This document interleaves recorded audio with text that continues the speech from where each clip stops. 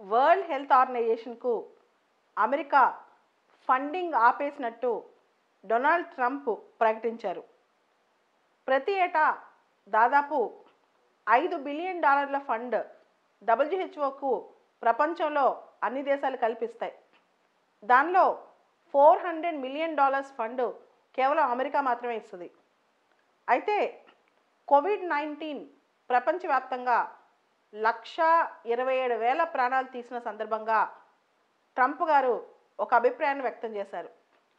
చైనాలో కోవిడ్-19 వచ్చినప్పుడే ప్రపంచ ఆరోగ్య సంస్థ ప్రతి దేశాన్ని హెచ్చరించి ఉండాల్సింది. World health organization failed in its basic duty, తన యొక్క బేసిక్ డ్యూటీలో ఫెయిల్ అయిపోయింది, ఉదాసీనంగా వ్యవహరించింది. అది అంటువ్యాధి అయినప్పటికీ, ఇంత భయంకరమైన వ్యాధి అయినప్పటికీ ప్రపంచ దేశాలను హెచ్చరించకుండా ఉండిపోయింది, చైనాకి కొమ్ము కాస్తూ మిగిలిపోయింది అని చెప్పి ట్రంప్ గారు డబ్ల్యూహెచ్ఓ మీద అభియోగం వేశారు. అయితే ఈ సందర్భంగా ఇప్పటికే డబ్ల్యూహెచ్ఓ వరల్డ్ హెల్త్ ఆర్గనైజేషన్ కోవిడ్-19 సంబంధించి దాని రీసెర్చ్లో భాగంగా చాలా ఫండింగ్ కావాల్సిందని అన్ని దేశాలను అడుగుతుంది. దాదాపు ఇప్పుడు ఫండింగ్ $1 బిలియన్ పైన ఫండింగ్ అవసరం అనమాట. అట్లాంటి టైంలో ట్రంప్ ఈ మాటలు అంటాం, ఇలా ఫండింగ్ ఆపేయటం అంత కరెక్ట్ పని కాదని చెప్పి చాలా దేశాలు చెప్తున్నారు. అదేవిధంగా కోవిడ్-19 నిధుల కోసం, ముఖ్యంగా దాని మెడిసిన్ కోసం, దాని వ్యాక్సిన్ కోసం bill gates, Melinda gates foundation వాళ్ళు బాగా సపోర్ట్ చేస్తున్నారు. ఈ విధానంలో ట్రంప్ ఇలా చేయడాన్ని బిల్ గేట్స్ కూడా ఖండించారు. చాలా దేశాలు, బిల్ గేట్స్ కూడా.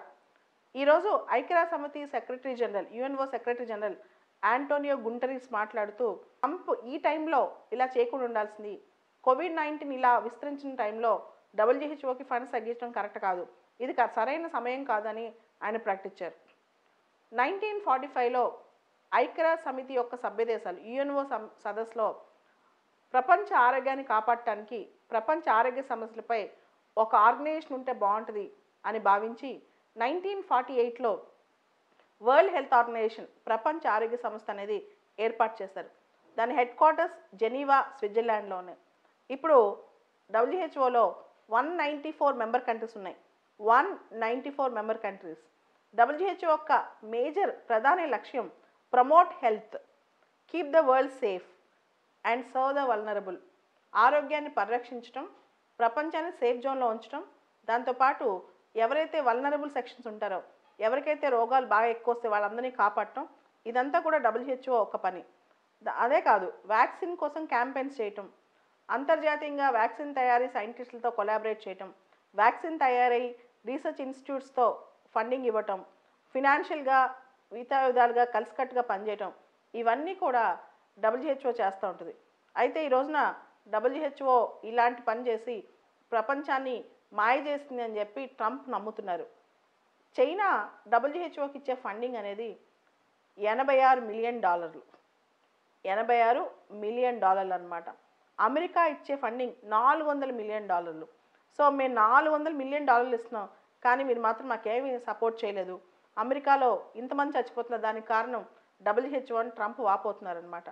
సో డబ్ల్యూహెచ్ఓ ఈ రోజున కారణం అయినా కాకపోయినా డబ్ల్యూహెచ్ఓ నెగ్లెక్ట్ చేస్తుందా లేదా అనేది ఈరోజు డిస్కస్ చేసే విషయం కాదనమాట. చెయ్యి కాలాక ఆకులు పట్టుకున్న తీరుగా ఉంది ఇది.